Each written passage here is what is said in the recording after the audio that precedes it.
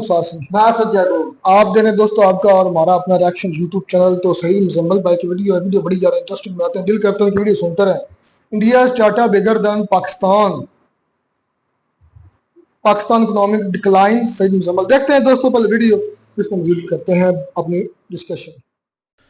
2022 میں جنرل باجوہ کے انڈر جو نیشنل سیکیورٹی پالیسی پاکستان کی آئی تھی اس میں لکھا ہوا تھا کہ 100 years of peace with India, یعنی کہ 100 سال تک ہندوستان سے کوئی رائیولری نہیں کی جائے گی. بہت سے صحافیوں نے یہ بھی بات کی تھی اس وقت کہ یہ کہہ رہے ہیں کہ ہندوستان سے کشمیر کا ڈسپیوٹ حل کیے بغیر بھی بات ہو سکتی ہے, جو کہ غداری کے زمرے میں آتا ہے. تو آرگیومنٹ لوگوں نے یہی کیا, میڈیا کے اندر ڈیبیٹ یہی ہوئی کہ پاکستان کو بیچا جا رہا ہے اور رسپیکٹ نہیں کی جا رہی پاکستان کی ایڈیولوجیکل فاؤنڈیشن کی, کیونکہ ایک ملک بنایا اس لیے تھا کہ ہندوستان میں جو زیادتیاں ہیں اس کے خلاف لڑا جائے. تو اب کیسے اس لڑائی کو ختم کر لیں؟ اس کی وجہ کہ ایگزسٹینشل کرائسس کا شکار ہو جائے گا پورا ملک, جس کی فاؤنڈیشن کا پرنسپل ہی بیسکلی یہ ہے کہ ہم نے ہندوستان سے ایک اسٹیٹ آف کولڈ وار میں رہنا ہے اور ان سے دوستی نہیں ہو سکتی. تو اس پر بہت سے لوگوں کو اعتراض یہی تھا کہ یہ نیشنل کاز کو بیچنے کے مترادف ہے. لیکن دوسری طرف اگر لڑائی کی بات کی جائے تو بیلنس آف پاور کتنا ہے یہ اس خبر سے آپ کو آئیڈیا ہو جاتا ہے, جس کو ڈسکس کرنے کے لیے آج ہم یہاں پر آئے ہیں. اور یہ خبر ہے ٹاٹا گروپ کے حوالے سے, جو ہندوستان کا ایک کانگلومریٹ ہے, صرف ایک گروپ آف کمپنیز ہے جس کا کلیکٹیو جو مارکیٹ ویلیو کا سائز ہے وہ $365 بلین ہو چکا ہے, 365 ارب ڈالر. پاکستان کا کلیکٹیو جی ڈی پی اس سٹیج پہ جب ہم یہ بات کر رہے ہیں $341 بلین ہے, یعنی کہ ٹاٹا گروپ کی جو نیٹ ورتھ ہے وہ پورے پاکستان سے زیادہ بڑھ چکی ہے. ایک کمپنی جو ہندوستان میں ایگزسٹ کرتی ہے, جو ملٹیپل بزنسز کو آن کرتی ہے, وہ پاکستان سے زیادہ قیمتی ہو چکی ہے. اس کے بعد کیا آپ کو کوئی ایسا آرگیومنٹ سمجھ آتا ہے کہ ہمیں ہندوستان سے لڑنا چاہیے یا پھر ان کے ساتھ کوئی بات نہیں ہونی چاہیے؟ کیا اس کے بعد کوئی ایسا آرگیومنٹ جو آپ کو رائیولری کی طرف لے کر جائے اور آپ کو یہ بتائے کہ ہمارا کام یہ ہے کہ ہم اپنی تمام انرجیز ہندوستان کے ساتھ ڈسپیوٹ لینے میں لگا دیں؟ یہ سینسیبل بات لگتی ہے؟ اگر اس ایک کمپنی کی بات کریں تو اس کے انڈر جو ہمیں نظر آتا ہے وہ صرف ایک ٹاٹا کنسلٹنسی کی جو فرم ہے, صرف اس کی مارکیٹ ویلیو $170 بلین ہے, جو سافٹ ویئر کے حوالے سے اور آئی ٹی ایکسپورٹس کے حوالے سے مشہور ہے. تو ایک کمپنی جو اس گروپ کے انڈر فال کرتی ہے, وہ صرف ایک کمپنی پاکستان کا آدھا جی ڈی پی سے زیادہ ویلیو رکھتی ہے اس وقت مارکیٹ میں.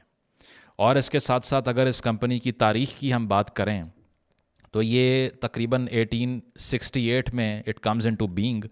1903 میں یہ تاج ہوٹل بناتے ہیں جو بہت مشہور تھا, پھر اس کے علاوہ ہوٹلنگ بزنس میں جاتے ہیں. اس کے علاوہ جو ان کے بیٹے تھے جمشید ٹاٹا کے, جو فاؤنڈر تھے اس کمپنی کے, 1907 میں وہ پہلی اسٹیل مل ایشیا کی بناتے ہیں. تو آپ یہ دیکھیے کہ کس قدر فیوریبل بزنس انوائرمنٹ ہوگا کہ ایک ملک میں 1870 سے ایک کاروباری فرم جو ہے وہ ڈیل کر رہی ہے اور گرو کرتی جا رہی ہے. یہ آپ کو یہ بتاتا ہے کہ وہاں پولیٹیکل انسٹیبلٹی کا اتنا مسئلہ نہیں ہے جو پاکستان میں ہے, نہ وہاں پولیٹیکل وچ ہنٹنگ ایگزسٹ کرتی ہے. اگر کرتی ہوتی تو کیا آپ کو یہ لگتا ہے کہ over the course of history 100 یا 120 یا 150 سال تک یہ سروائیو کر پاتے؟ اگر کر رہے ہیں تو یہی ثبوت ہے کہ کون سی مارکیٹ پاکستان میں یا ہندوستان میں زیادہ فیوریبل ہے بزنس کرنے کے لیے. اس کے ساتھ ساتھ اگر ہم پاکستان کی انیشیلی بات کریں ہندوستان سے کمپیریزن کی, چلیں اب تو ہم یہاں آ کر کھڑے ہو گئے ہیں نا کہ آپ کو معلوم ہے کہ ایک کمپنی اب وہاں کی زیادہ قیمتی ہو چکی ہے ہمارے پورے ملک کی جو جی ڈی پی ہے اس سے. لیکن کیا آغاز میں بھی ایسا تھا؟ بالکل نہیں تھا. اس کی وجہ یہ ہے کہ انٹل دا 1980s پاکستان کا جو پچھلے 4 دہائیوں کا 4 ڈیکیڈز کا کلیکٹیو جی ڈی پی تھا وہ 6% تھا, ہندوستان کا 4% تھا, یعنی کہ پاکستان ہندوستان سے آگے جا رہا تھا 80s تک. اب اس کا سیکرٹ بھی آپ کو پتہ ہے کہ وہ فارن ایڈ ہی ہے. ایئر مارشل نور خان نے فیمسلی یہ بیان دیا تھا نا کہ دراصل ایڈ لے کر اگر آپ اپنا انڈیجنس ریسورس کو بلڈ کر لیں تو پھر تو ٹھیک ہے, لیکن پاکستان کی مثال اس اوپیم سونگنے والے جیسی ہو چکی ہے جو اس نشے پہ لگ چکا ہے, جس نشے کا نام ہے بیرونی امداد یعنی کہ فارن ایڈ. اور وہ اتنا ڈیپینڈنٹ ہو چکا ہے کہ ایئر مارشل نور خان نے کوٹ ان کوٹ یہ بات کی کہ it simply kept on begging to foreigners to bail them out of their difficulties. یعنی کہ پاکستان نے صرف ایک ہیبٹ ڈیولپ کی پہلے 40 سالوں کے اندر, اور وہ ہیبٹ یہ تھی کہ باہر جا کے لوگوں سے ایڈ کا مطالبہ کرو اور ملک چلاؤ. حالانکہ اگر ہم ساؤتھ کوریا کی مثال دیکھ لیں تو ساؤتھ کوریا ایسا ملک ہے جس نے 1950 کی دہائی میں $15 ارب امریکہ سے لیے تھے, لیکن اس سے انہوں نے اپنی انڈیجنس انڈسٹری بلڈ کر لی اور سیلف ریلائنس کی طرف جانا شروع ہو گئے, اور وہ اس چیز سے آزاد ہو گئے کہ ہم نے فارن ایڈ کے علاوہ سروائیو ہی نہیں کرنا. اور آج آپ دیکھیے کہ ساؤتھ کوریا دنیا کی فاسٹسٹ گروئنگ اکانومیز میں سے کھڑا ہوا ہے, اور پاکستان اس اسٹیج پہ اگلے 2 مہینے کے پیسے نہیں ہیں کہ کیسے فائنانس کرنا ہے اپنے جو ڈیٹ ہے اس کو. اس کے ساتھ ساتھ پاکستان نے اسی پیریڈ میں جب ساؤتھ کوریا نے $15 ارب لیا تھا, ہم نے اس اسٹیج پہ $40 بلین لیا تھا, یعنی کہ تقریباً ڈبل سے بھی زیادہ پیسے ساؤتھ کوریا سے پاکستان نے بائے کیے, لیکن بنایا کیا؟ کچھ بھی نہیں. اس کی وجہ ہے کہ نہ ہم نے یونیورسٹیز بنائی, نہ ہم نے انسٹیٹیوشنل ڈیولپمنٹ کی, نہ ہم نے پولیٹیکل انسٹیٹیوشنز کو بہتر کیا, نہ بیوروکریٹک ریفارم کی, نہ ڈی کولونائزیشن کی, اور اس سارے پیسے کو صرف اور صرف ہم نے ملٹری ہارڈ ویئر خرید کے ہندوستان پہ دھاوا بولنے پہ لگا دیا. اور آج آپ رزلٹ دیکھ لیں کہ اب ان پہ دھاوا بولنے کے قابل بھی نہیں رہے. اگر تو آپ کے پہلے 5-6 ڈیکیڈز کی فارن پالیسی کا مقصد صرف یہ تھا کہ دنیا کے نقشے سے ہندوستان کو ختم کرنا ہے, تو آج تو آپ ٹاٹا کمپنی کو ختم نہیں کر سکتے, باقی تو سب بہت دور کی بات ہے. آج تو آپ ان کی ایک اسٹیٹ کے ریونیو کے برابر پیسے نہیں کما پا رہے. تو کیا یہ جو ہیٹرڈ ہم نے پچھلی 50 سال 60 سال کی پالیسیز سے لوگوں کے اندر انجیکٹ کیا ہے, کچھ ملا اس سے ہمیں؟ یہ سوال کرنے کا کیا یہ وقت نہیں ہے کہ جب سارے پولیٹیشین بیٹھ کے لڑ رہے ہیں, اب کسی کے پاس یہاں پر یہ پلان ہے کہ اگلے 10 یا 15 سال میں کس طرح سے انٹرنیشنل مارکیٹ میں کمپیٹ کرنا ہے؟ کوئی سوچ بھی رہا ہے 2 سال سے اوپر کا, یا 6 مہینے سے اوپر کا, یا 1 سال سے اوپر کا, یا اپنی منسٹری سے اوپر کا؟ تو ویژن کیوں نہیں ہے؟ اسی لیے نہیں ہے کہ اتنی پولیٹیکل انسٹیبلٹی ہے کہ ہر کوئی سروائیول کی جنگ لڑ رہا ہے, اس کے علاوہ کسی کو کچھ یاد نہیں ہے. انڈیا نے انیشیلی پچھلے 30-40 سالوں کی اگر بات کریں صرف انسٹیٹیوشنل ریفارم اور انسٹیٹیوشنل ڈیولپمنٹ کی ہے, اور ان کا اور ہمارا فرق جو ہے وہ آپ کے سامنے واضح ہو چکا ہے کہ ہم کہاں پر کھڑے ہیں اور وہ اس وقت کہاں پر کھڑے ہیں. حالانکہ اگر آپ یہ کہیں کہ ہمارے بارڈر بہت غلط جگہ پہ ہیں اور ہم جنگوں کا شکار ہو جاتے ہیں اسی لیے ہم ہندوستان کا مقابلہ نہیں کر سکے, تو 60s کے اندر سائنو انڈیا وار وہاں بھی ہوئی تھی. چین نے, حالانکہ تمام انرجیز نہرو صاحب کی چین سے بات کرنے پہ لگ رہی تھیں, وہ چاہ رہے تھے کہ ہم چیئرمین ماؤ سے بات کریں اور ایک پارٹنرشپ ڈیولپ کریں, لیکن انہوں نے پوچھے بغیر فرنٹ کھول دیا. اور جو 60s کی وار تھی ہندوستان کے ساتھ, جس میں ہندوستان کو ڈیفیٹ دیکھنا پڑی, اسی سے ایوب خان صاحب نے موٹیویشن لی کہ اب جس طرح چین نے ہندوستان کو ہرایا ہم بھی ہرا سکتے ہیں. تو لیے پیسے امریکہ سے اور فرنٹ کھول دیا, اور بعد میں ملا کیا؟ کچھ بھی نہیں. تاشکنڈ ڈکلریشن سائن کی, اور جہاں سے شروع ہوئے تھے وہیں آ کر کھڑے ہو گئے, ہزاروں لوگوں کو مروایا, اور اس کے بعد میں کہا کہ آئندہ میں چند کشمیریوں کے لیے کروڑوں پاکستانیوں کی جان خطرے میں نہیں ڈالوں گا. آپ نہیں ڈالیں گے, لیکن آج تک جتنے حکمران ہیں وہ ڈال رہے ہیں اب بھی. وہ ابھی تک اسی پالیسی پہ گامزن ہے جو کہ آپ چھوڑ کے گئے تھے. اس کے علاوہ 80s کی دہائی میں جب ہم امریکہ سے پیسے لے کے ضیاء صاحب کے انڈر اپنی جیبیں بھر کے افیون وہاں سے امپورٹ کروا رہے تھے, افغانستان سے غالباً, اور ساتھ ساتھ کلیشنکوو وہاں سے آ رہی تھی, یہاں پر کیمپ سیٹ کیے ہوئے تھے ریڈیکلائزیشن کے کہ وہاں جا کر جہاد کرنا ہے, افغان بھائیوں کی مدد کرنی ہے, اصل جو مقصد تھا وہ ڈالر کمانا تھا.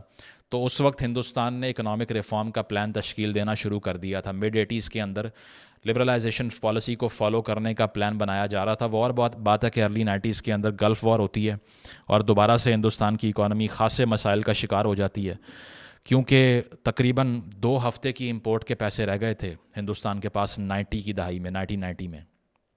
اور وہی صورتحال ہم دیکھ رہے تھے جو آج پاکستان کی ہے کہ ہر کوئی یہ کہہ رہا ہے کہ ہم ڈیفالٹ کے دہانے پہ کھڑے ہوئے ہیں, کسی وقت بھی ملک دیوالیہ ہو سکتا ہے. وہاں بھی یہی صورتحال تھی, لیکن اس کے بعد یہ نہیں کیا کہ اقتدار پہ شب خون مارنے کے لیے الیکشن چوری کرنا شروع کر دیے, یا حکمرانوں کو جیل میں ڈالنا شروع کر دیا, یا پارٹیوں کو کٹ ٹو سائز کرنا شروع کر دیا. ادھر بیٹھ کر یہ سوچا کہ آگے کنٹری کی سمت کیسے طے کرنی ہے, ڈائریکشن کیسے طے کرنی ہے. اور ہم جو اس سٹیج پہ سوچ رہے ہیں وہ آپ ابھی کوئی چینل آن کر کے سن لیجئے کہ ہمارے یہاں پہ نیشنل ڈسکورس اس وقت کیا ہو رہا ہے. وہ یہ ہے کہ کس نے سب سے اچھی جگت ماری دوسری پارٹی کو, یا کس نے جو ہے وہ اپنا پاکستان کے اندر رہتے ہوئے سب سے زیادہ پولیٹیکل وچ ہنٹنگ کرنے کا ریکارڈ بنا دیا, یا کس نے ڈیل کر کے اقتدار پہ قبضہ کر لیا حالانکہ سیٹیں اس کی کم تھیں. 2018 میں زیادہ دھاندلی ہوئی تھی الیکشن میں, یا 24 میں ہوئی ہے؟ یہ ڈسکورس ہے نیشن کا اس وقت. اس کے بعد منموہن سنگھ صاحب کا وہاں پر فائنانس منسٹر بننا was a critical juncture in the Indian economic history. India is on the move again. We shall make the future happen. I am prepared to meet their onslaughts. As the poet said, sarfaroshi ki tamanna ab hamare dil mein hai, देखना है जोर कितना बाजुए कातिल में है। کہ انہوں نے آ کے جو اس وقت کا کہا جاتا تھا کہ جو لائسنس راج ہے اس کو ختم کیا، لائسنس لینے کے لیے، کاروبار کرنے کے لیے ایک ایکسیسو ڈپینڈنس جو اسٹیٹ کے اوپر تھی اس کو کم کیا، اس کے علاوہ امپورٹ ٹیرفس کو انہوں نے کم کیا، آ کے مارکیٹس کو ڈی ریگولیٹ کیا۔ ہمارے یہاں پر آج بھی بہت سے لوگ یہ نعرے مار رہے ہیں نا کہ دراصل اسٹیٹ جو ہے وہ اتنی ایمپتھیٹک نہیں ہے لوور کلاسز کے لیے، اسی لیے ملک برباد ہو گیا ہے۔ تو ہندوستان کا تو جو سکسیس کا سیکرٹ ہے وہ اس سے اپوزٹ ہے۔ وہاں جتنے کنگلومریشن ہوئی ہے، جتنے بڑے کاروبار ایکسپینڈ کیے ہیں، جتنے بلینئرز بنے ہیں، اتنی اکانومی نے گرو کیا ہے۔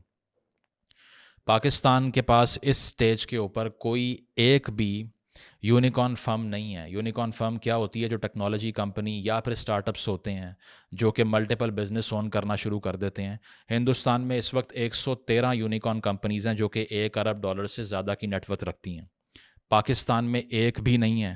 جو 2 سے 3 بات کی جاتی ہے وہ پاکستانی ہیں جو کہ اوورسیز ہیں۔ اس کے علاوہ پاکستان کے اندر ایئر لفٹ ایسی کمپنی تھی ریسنٹ ہسٹری کے اندر، 2022 میں کہا جا رہا تھا کہ یہ پہلا یونیکارن بنے گا، بند ہو گئی، بینکرپٹ ہو گئی۔ اس کی وجہ یہ ہے کہ لوکل مارکیٹ میں ریگولیشن اتنی زیادہ ہے، حکومت کے اوپر ڈپینڈنس اس نوعیت کی ہے کہ ہر کسی کو کھلائے بغیر تو آپ چل نہیں سکتے۔ آپ کو پتہ نہیں ہے کہ میں نے لاجسٹکس اگر بک کروائی ہیں تو کل پیٹرول کا ریٹ کیا ہوگا۔ آپ کو یہ نہیں پتا کہ گیس کا ریٹ کیا ہوگا اگر میں فیکٹری کھول رہا ہوں تو۔ آپ کو یہ بھی نہیں پتا کہ گیس آئے گی بھی یا ملے گی بھی یا نہیں ملے گی۔ تو پھر کون یہاں پر انویسٹمنٹ کرنے کے لیے آئے گا؟ اگر 5 مرلے کا پلاٹ بھی لینا ہو نا تو ہم جا کر پہلے یہ سرچ کرتے ہیں کہ جس جگہ پہ لے رہے ہیں وہاں پر انسٹیبلٹی تو نہیں ہے، وہاں پر کوئی میری فائل تو نہیں فیک بنا کے کوئی اور کریٹ کر کے دعوے دار بن جائے گا کاروبار کا۔ دیکھتے ہیں نا۔ تو کیا پورے ممالک یہ نہیں دیکھتے ہوں گے کہ کہاں پہ آ کے انویسٹمنٹ کرنی ہے؟ کیا یہ جو بگ بزنسز ہیں یہ پہلے انالیسز نہیں کرتے ہوں گے مارکیٹ کا کہ کیا یہ مارکیٹ فیوریبل ہے انویسٹمنٹ کے لیے یا نہیں ہے؟ یہی صورتحال ہمارے ملک کو کھا رہی ہے۔ اس کے علاوہ منموہن سنگھ کی جو میں بات کر رہا تھا، ٹیکسز کو کم کیا انہوں نے۔ ہمارے یہاں تو صرف ٹیکس بڑھنے کی خبر آتی ہے کیونکہ M D IMF directly Pakistan کی اکانومی کو چلاتی ہیں۔ ہندوستان میں تو ایسا نہیں ہے۔ ہم تو ابھی تک اپنی سوورینٹی کی وہی ڈیفینیشن ذہن میں رکھتے ہیں کہ اگر بارڈر پہ سپاہی کھڑے ہوئے ہیں تو ہم سیف ہیں، حالانکہ بات اب بارڈر سیکیورٹی کی رہی ہی نہیں ہے۔ اب economic sovereignty is every thing. اگر آپ کا ملک دیوالیہ ہو چکا ہے تو آپ کے چاہے فوجوں کے انبار بھی لگے ہونا، کوئی سیفٹی نہیں ہے۔ اس کی وجہ یہ ہے کہ جب آپ فائنانس نہیں کر سکتے گورنمنٹ کے پبلک انسٹیٹیوشنز کو تو ملک نہیں چل سکتا۔ اٹامک بام کا آپ نے ٹیسٹ کر کے اپنے پاس رکھے ہوئے ہیں، لیکن کیا اس سے کسی کا پیٹ بھر رہا ہے؟ یہ پوچھ لیجئے۔ کیا جاپان یا جرمنی کے پاس اٹامک بام یا نیوک ہے؟ نہیں ہے، اور دنیا کی ٹاپ 5 اکانومیز میں سے وہ ایک ہے، اور ہندوستان بھی جلد ان کو اوورٹیک کرنے والا ہے 2028 میں، according to all estimates possible. اس کے ساتھ ساتھ اگر آگے چلیں تو 1991 کی یہ جو ریفارم جو منموہن سنگھ صاحب کے انڈر ہوئی مارکیٹ لبرلائزیشن کی اور گلوبلائزیشن کی، 92 سے 2005 تک ہندوستان میں ایک انقلاب کی صورتحال تھی، لٹرلی اے ریولوشن۔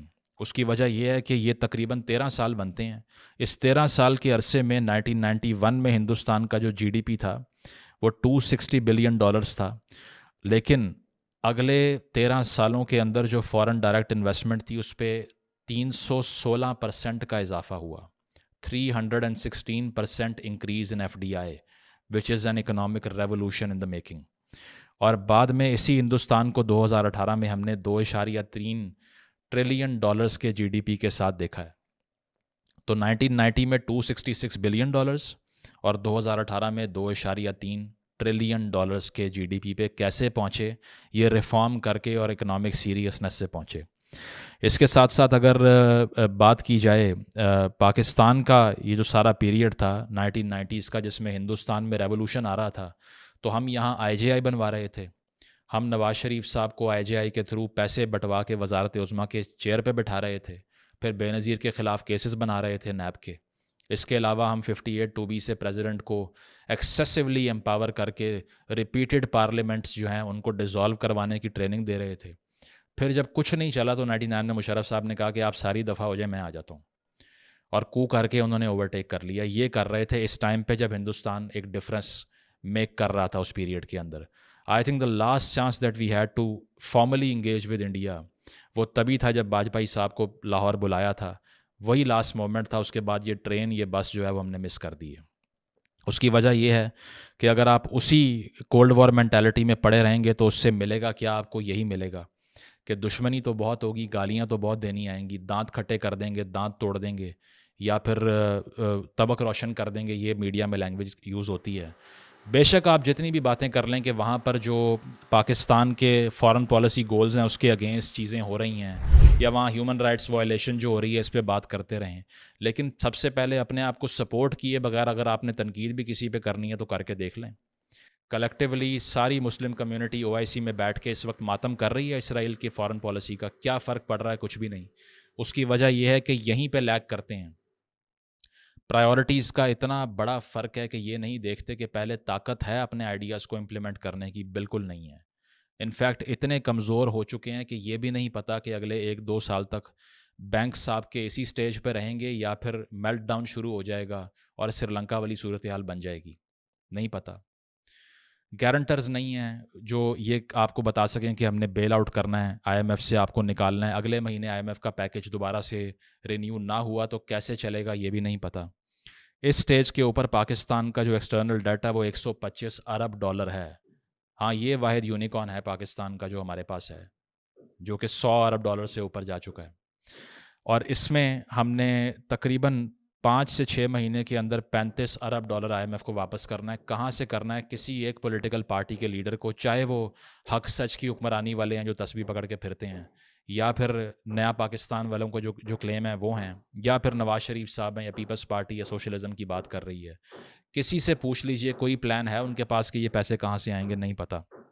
تو یہ چیز ہے کہ اوور آل اب آپ پوچھیں گے کہ یہ مسائل تو آپ نے بہت بتا دیے, اور اس کے علاوہ پاکستان کو کلائمیٹ چینج کا بھی مسئلہ ہے جو کہ GDP گروتھ کا 20% کھا جائے گا بائی 2050 بائی آل ایسٹیمیٹس. اور اس کے ساتھ ساتھ پاکستان میں جو فلڈز ابھی ریسنٹلی آئے تھے وہ آپ کو بتا چکے ہیں. ان فلڈز کے تحت $30 ارب کا نقصان ہوا تھا پاکستان کو, $30 ارب کا. اور ہمارے نیشنل ڈسکورس میں انوائرمنٹ کی جو کیٹاسٹرفیز ہیں وہ ایگزسٹ ہی نہیں کرتی. کوئی پارٹی بیٹھ کے یہ ڈسکس نہیں کر رہی کہ دراصل یہ جو فلڈنگ ہوئی تھی اس کے بعد کتنا بڑا لاس ہوا تھا, اور آئندہ کس طرح سے واٹر سٹوریجز بنانی چاہیے, کیسے جو کہ سیٹلمنٹس بنی ہوئی ہیں ریور چینلز کے اوپر, ریور بیڈز کے اوپر, ان کو ختم کرنا ہے. کوئی بات ہی نہیں ہو رہی. سب صرف یہ کہہ رہے ہیں کہ ایک حق کے لیے کھڑا ہوا ہے جو کہ کہہ رہا ہے کہ میں پوری دنیا سے لڑ جاؤں گا, اور دوسرا کرپٹ اور چور ہے. صرف یہ باتیں ہیں. تو جو ڈسکورس کا لیول ہوتا ہے نا وہ ڈیفائن کرتا ہے کہ فیوچر کیا ہے ممالک کا. اور ہمارا ڈسکورس کا لیول وہ ہے جو کہ اسکول کے بچے جب کلاس میں بیٹھ کے سیاسی ڈس ایگریمنٹ پہ ایک دوسرے کو گالیاں دیتے ہیں نا, وہ ڈسکورس لیول ہوا ہے. اب آپ پوچھیں گے کہ اس ساری چیز کا سلوشن کیا ہے؟ آپ نے مسائل کا انبار لگا دیا ہے, کیونکہ سلوشن اورینٹڈ مینٹالٹی ہماری ٹک ٹاک والی ہے, اور وہی ہے جو کہ ایریل کے ایڈ میں ہوتا ہے کہ 2 منٹ میں بتا دو کیسے ٹھیک کرنا ہے اکانومی کو. تو اس کا صرف اور صرف ایک ڈفرنس پاکستان کا اور ہندوستان کا دکھائی دیتا ہے اوور دا ڈیکیڈز, اور وہ پولیٹیکل انسٹیبلٹی کا فرق ہے. ایک ایسا ملک جس میں اس قدر سیاسی ناپختگی ہو کہ وہاں پہ بزنس مین بھی جیل میں سڑ رہے ہوں, وہاں پر نیب جیسے ادارے ہوں جو کہ وچ ہنٹنگ کرتے ہوں, جو بھی آپ کی بات نہیں مانتا اس کو اٹھا کے لے گئے اور اس کا کاروبار برباد کر دیا. اس کے علاوہ سپریم کورٹ جو ہے وہ ملک کی اکھاڑا بنی ہوئی ہے سیاست کا, وہاں بیٹھ کے تمام پولیٹیکل افیئرز وہاں سیٹل ہوتے ہیں. ثاقب نثار صاحب ڈیم بنانے کے لیے آ رہے تھے, PKLI کو وہ برباد کر رہے تھے, اسپتال وہ چلنے نہیں دے رہے تھے. اس کے علاوہ کراچی کے اندر ملٹیپل بزنسز کو اسی جوڈیشری کے ادارے نے برباد کر دیا صرف پرسنل بائس کی وجہ سے. اس کے علاوہ اسٹیبلشمنٹ کا پالیٹکس میں میڈل کرنا, ریپیٹڈلی بزنس کو ریگولیٹ کرنے کی کوشش کرنا جو ان کی ڈومین میں نہیں آتا. اس کے علاوہ سیاسی پارٹیوں کا کاروباری افراد کے ہی خلاف ہو جانا کیونکہ ان کی پولیٹیکل لائلٹی کسی اور پارٹی کے ساتھ ہے. یہ دیکھ لیجئے اس سے کیا ہوتا ہے. تو یہ آپ کو بتاتا ہے کہ جب تک پاکستان میں پولیٹیکل انسٹیبلٹی ختم نہیں ہوگی صرف اور صرف بربادی ہو سکتی ہے. آپ 1000 گالیاں دے لیجئے ہندوستان کو, لیکن ان سے کمپیٹ کرنے کا اس پوائنٹ کے اوپر سوچنا بھی ناممکن ہو چکا ہے. اگر آپ نے ان سے کچھ نہ کچھ حاصل کرنا ہے نا لڑائی کر کے, تو وہ اکانومی کے میدان میں ہو سکتی ہے. اگر آپ نے کوئی لیسن لینا ہے ہندوستان کی ڈیموکریسی سے تو وہ یہ ہے کہ اس کو چلنے دیجئے. وہ یہ ہے کہ مینڈیٹ چاہے کسی فنڈامنٹلسٹ پارٹی کو ملے, وہ چاہے کسی لبرل پارٹی کو ملے یا کسی بھی شخصیت کو ملے, اسی بیلٹ سے اس کو نکالنے کا راستہ ہے, اس کے علاوہ کوئی نہیں ہے. عمران خان صاحب کی حکومت جس طرح گری, پہلے نواز شریف صاحب کی حکومت گری, گیلانی صاحب کو ڈسکوالیفائی کیا. پچھلی 2 ڈیکیڈز میں جب ہم نے سیاسی حکومتوں کو چلتا کیا ہے, مارکیٹ نے سفر کیا, انویسٹمنٹ کم ہوئی ہے, اس کے علاوہ ٹیررزم جو آپ نے پاکستان کے اندر ایک آرکسٹریٹڈ مینٹالٹی پچھلے 6 دہائیوں کے اندر جو آپ نے فارن پالیسی اپنی اتنی ریڈیکل بنائی ہے کہ اس سے آدھا نارتھ آپ کا ویپنائز ہو چکا ہے، اس کے تحت یہاں کون انویسٹمنٹ کرنے کے لیے آئے گا؟ جب بتے کی پرچی آ جائے گی، جب دھمکیاں ملیں گی، جب گلی گلی میں سوسائڈ اٹیکس ہوں گے، دھماکے ہوں گے۔ تو سب سے بڑی چیز یہ ہے کہ ایک سیکولرائزیشن اور لبرلائزیشن چاہیے سوسائٹی کی، گورنمنٹس کی، اور ڈیموکریٹائزیشن چاہیے۔ اگر تو اسٹیبلٹی نہیں آتی سیاسی میدان کے اندر تو پھر آپ مفتاح اسماعیل لے آئیں یا اسحاق ڈار لے آئیں یا عاطف میاں لے آئیں یا کوئی بھی لے آئیں، ویسے وہ تو آ نہیں سکتا نا، کیونکہ اس کا تو سیکٹ ہی ایسا ہے جو ہمیں قابل قبول نہیں ہے۔ جس کمپنی کی ہم بات کر رہے ہیں، جس سے ہم نے یہ آرگیومنٹ شروع کیا، ٹاٹا گروپ، اس کو جو اون کرتے ہیں وہ زورواسٹرین ہیں اور پارسی ہیں۔ وہ کسی نے مذاق سے لکھا ہوا تھا اس پوسٹ کے انڈر کہ اگر پاکستان میں ہوتے تو کسی مذہبی کیس میں جیل میں سڑ رہے ہوتے۔ یہ تو معاشرے کی صورتحال ہے کہ یہاں پر کیا کوئی ڈائیورسٹی ایگزسٹ کرتی ہے؟ ہندوستان کے اندر ایک مائنورٹی گروپ سے ایک بندہ اٹھ کے سب سے بڑا بزنس اونر بن جاتا ہے، اور ہم نے دیکھا کہ ابھی ریسنٹلی ایئر انڈیا جو کہ ٹاٹا گروپ ہی اون کرتا ہے، اس نے امریکہ کو 10 لاکھ نوکریاں فراہم کی ہیں۔ یہ میں نے پہلے بھی ڈسکس کیا تھا، 2022 کی بات کر رہا ہوں، اور 220 ایئر کرافٹس کا آرڈر دیا ہے جو تاریخ کا دوسرا سب سے بڑا آرڈر ہے۔ 220 جہاز اور بوئنگ طیارے 747 تیار کرنے کا آرڈر دیا، جس کے بعد یو ایس پریزیڈنٹ نے مودی کے لیے لال قالین بچھایا اور سب نے پاکستان میں ماتم کیا کہ یہ تو گجرات رائٹس میں انوالو تھے اور ان کو تو داخلہ منع تھا، ان کو کیسے آنے دیا؟ ایسے آنے دیا ہے۔ $45 بلین ان کی جیب میں جا رہا تھا، اس لیے کارپٹ بچھایا انہوں نے، اور آپ کو فون نہیں کیا 2 سال تک۔ عمران خان صاحب چیختے ہوئے چلے گئے اقتدار سے۔ تو بات یہ ہے کہ پولیٹیکل سٹیبلٹی لانی پڑے گی، جس ادارے کا جو کام ہے اس کو وہ کرنا پڑے گا۔ یہاں پر بزنس اونرز کو پروٹیکشن دینی پڑے گی، نیب جیسے اداروں کو ختم کرنا پڑے گا، اور سب سے بڑی بات یہ ہے کہ اگر کسی کو آپ نے نکالنا ہے، کوئی ناقابل قبول ہے، تو وہ بیلٹ سے کرنا پڑے گا، تبھی ایک ترقی کی سمت میں چل سکتے ہیں۔ ادروائز تو آپ بھول جائیے کہ پاکستان اگلے 2 سے 3 سال کے فائنانسز بھی مینج کر سکے۔ Thank you.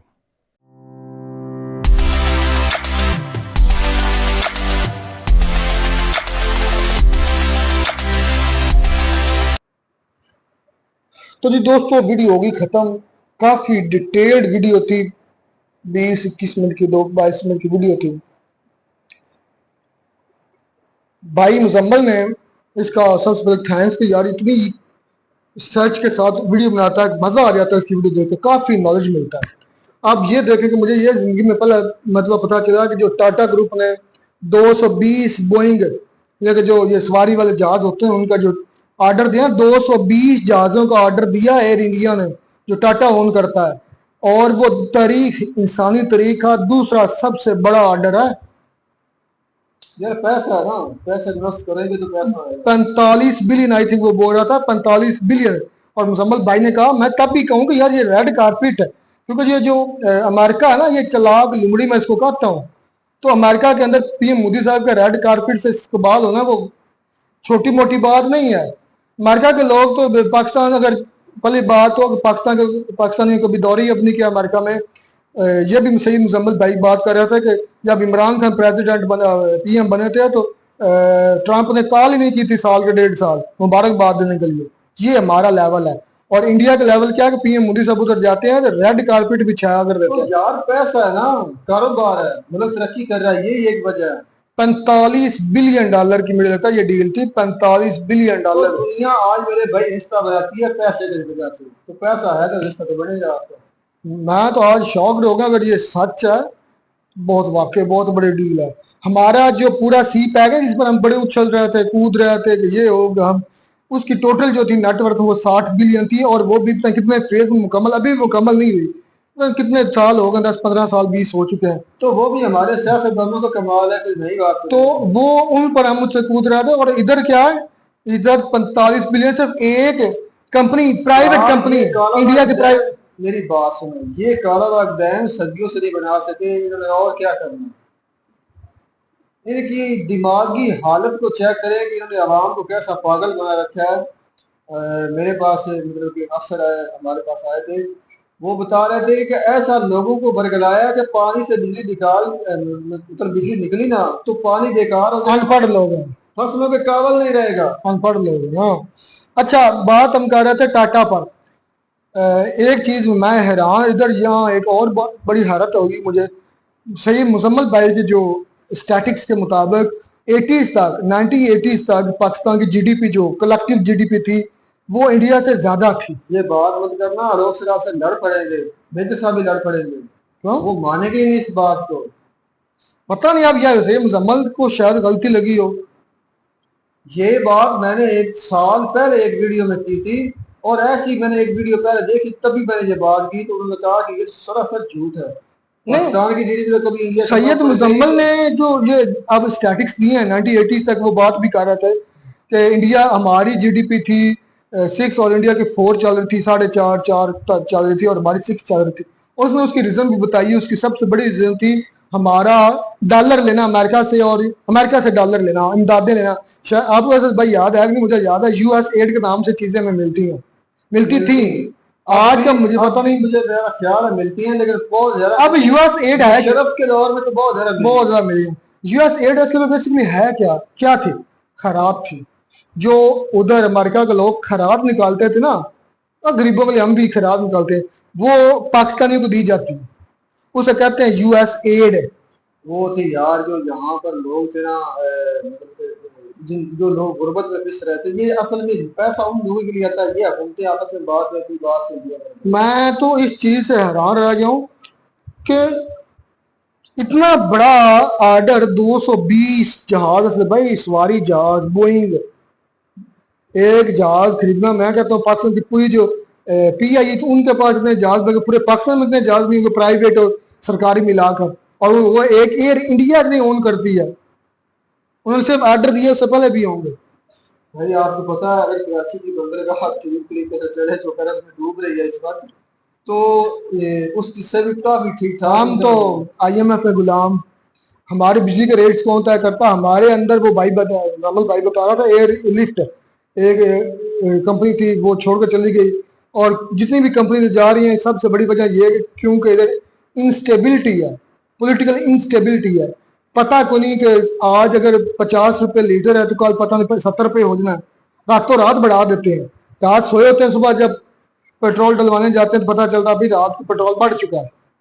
تو یہ جو انسرٹنٹی ہے اور یہ انسٹیبلٹی ہے، پولیٹیکل انسٹیبلٹی، اس کی وجہ سے کوئی کمپنی پاکستان میں نہیں انویسٹ کر رہی. اور جو آ رہی ہیں وہ بھی آئی ہوئی تھی پہلے آئی تھی مشرف کے دور میں، یہ اس سے بھی پہلے وہ بھی جا رہے ہیں. مشرف صاحب کے دور میں مجھے ایک ان سے ملا، ان لوگوں نے جس طرح نا میرے پہ جو چیزیں بنانے کے لیے کارخانے وغیرہ یا ملے یا ایسی بڑی صنعتیں نہیں لگائی جن سے چیزیں اپنے ملک میں تیار کی جائیں.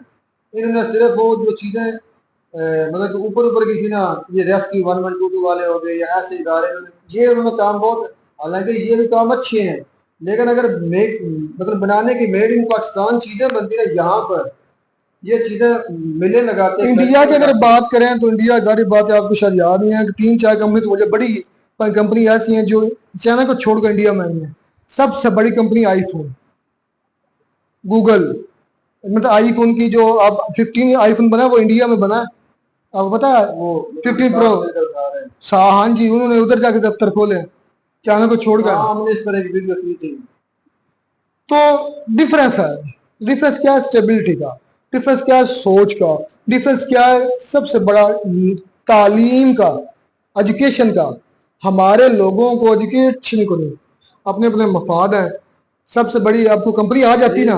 میں نے ایک ویڈیو پہلے بھی آپ سے کہا تھا کہ پڑھے لکھے لوگ ہیں کہاں، جو پڑھتا ہے وہ اسکالر لے کر باہر چلا جائے اسکالرشپ پر. جن کو نہیں ملتی وہ اپنے کوئی اگر کسی کے پاس زمین ہے تو وہ بیچ کر باہر، کسی کے پاس کوئی اپنی والدہ کا کوئی سونا پڑا ہے، بہن کا پڑا ہے، یہ کسی کا بھی مل جائے، کوشش پہلے یہی ہوتی ہے کہ ادھر سے نکلے. ایسا نہیں کہ یہاں پر مطلب تعلیم کم ہے، تعلیم نہیں لیتے، لوگ لیتے ہیں لیکن باہر چلے جاتے ہیں. بھائی یہاں پہ رکتے ہی نہیں. اللہ ہی حافظ ہے. مجھے تو رونا آتا ہے پاکستان کے حالات پر. کیا بنے گا کہ ادھر 10 ایئر، میں تو یہاں حیران ہو گیا ہوں، ایئر انڈیا نے 10 لاکھ نوکریاں دی ہیں ایک ایئر انڈیا میں. یار جب کاروبار بڑھے گا، چیزیں بڑھے گی تو نوکری تو اپنے آپ آئے گی میرے بھائی. 10 لاکھ. آپ کو یاد ہے جب یہ گورنمنٹ پولیس بنی تھی، یہ 1122 والے ادارے بنے، کتنی نوکریاں ملی تھیں یہاں پر لوگوں کو. جو شاہی پولیس میں جو نوکری بڑھانے کے لیے جو کہا گیا وہ بھی مشرف صاحب نے کہا تھا، کیا رشوت مت لیں آپ کی تنخواہ بڑھا رہی ہے. ہمیں آج تک جتنے بھی ہمیں پیسے ملے ہیں صرف ایڈ کی شکل میں ملے ہیں اور ہمیں دوسروں کی جنگوں میں شامل ہونے سے پیسے ملے. جب ہم افغان وار میں شامل ہوئے انڈیا امریکہ کے ساتھ ملے تو ہمیں پیسے ملے. ہم نے USSR کے خلاف لڑوائے، طالبان تیار کیے، ہمیں پیسے ملے. ہم نے جتنے بھی آج تک پیسے کمائے ہیں بس دوسروں کو شتانگی کر کے کمائے ہیں. سیدھی دوسری لفظوں میں بولوں تو یہ ڈفرینس ہے انڈیا اور. انڈیا نے کیا کیا ہے اپنی آئی ٹی پر بڑی فوکس کیا ہے. یار میں نے نا ڈکٹیٹرشپ سے ایک بات سیکھی ہے. پاکستان میں ڈکٹیٹرشپ رہی ہے نا، اس سے ایک بات سیکھی ہے. انہیں چین نہیں آ سکتا. یہ جب تک کہیں لڑیں گے نہیں، کہیں پر یہ اپنی پریکٹس جاری نہیں رکھیں گے، یہ سکون سے نہیں بیٹھتے. ان کی تیاری ایسی کی جاتی ہے کہ یہ نارمل نہیں رہتے میرے دن. شرم ہوتی ہے، شرم آتی ہے آج یہ سن کر کے. ایک ٹاٹا جو ہے ٹاٹا گروپ وہ پاکستان کی پوری GDP سے اس کی ٹوٹل ارننگ GDP زیادہ ہے. 341 اس کی اور 360 کتنی ٹاٹا کی بلین ڈالر. یار میں نے پہلے بات کی پیسے کو پیسہ چیز ہے. پیسہ ہو آئی تھنک یہ ویڈیو تھوڑی پرانی مزمل بھائی کو بھی تھوڑا سا ڈاؤٹ ہوا ہے. انڈیا کی اس پر جو GDP ہے نا وہ 4 ٹریلین کے لگ بھگ ہے، یا ہو چکی ہے یا ان قریب ہونے والی ہے 4 ٹریلین. لیکن یہاں مزمل بھائی نے 2.3 ٹریلین 2018 کی بتائی ہے. یہ 6 سال ہو گئے آج 4 ٹریلین ہے. خیر اچھی تھی ویڈیو، بڑی جانکاری ملتے ہیں نئی ویڈیو میں. ساتھ گاڈ بلیس یو.